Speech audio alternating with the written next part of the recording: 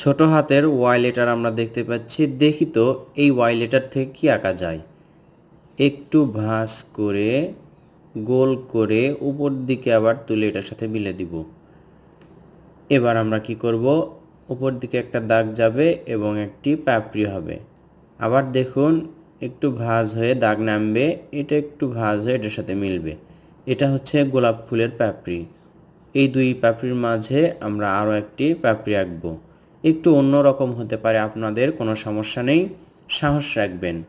ছবি আঁকবেন কৌশলে, সহজ পদ্ধতিতে। এই ভিডিও দেখুন এবং একটি গোলাপ আঁকা শিখুন। সোজা দাগ আঁকলাম এটা, এবং দুই পাশে দুইটা দেখুন পাতার মতো আঁকছি।